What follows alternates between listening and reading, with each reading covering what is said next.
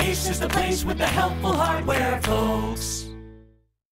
There are just a few tricks to learning how to spray paint an object. Once you know how, there's no end to what you can update.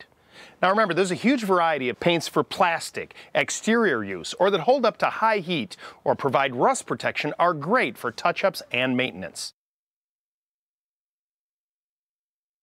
Now you want to make sure you start with a clean, dry surface. Spray on a primer coat if the product isn't a paint and primer in one. You want to also make sure that you shake the can really well. Sometimes the spray can sputter a bit. You don't want to point the can straight at the item and start, or you'll end up with this, drips. Start spraying off the object. Come across it and don't let go of the button until you're off the item again. You want to hold the can about 6 to 8 inches away from the object. Now this will vary according to the product you're using.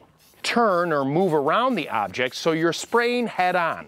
This helps get even coverage into all the nooks and crannies.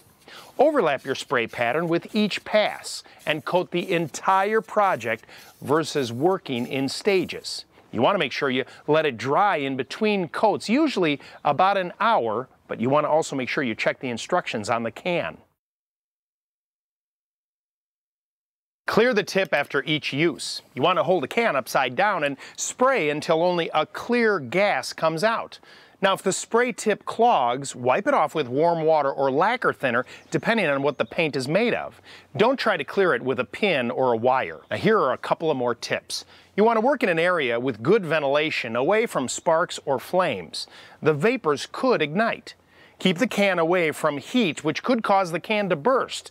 And always wear gloves and eye protection and a mask to avoid breathing in the vapors. Also, look to control the overspray, which could drift onto anything nearby. A spray gun trigger helps cut down on hand fatigue.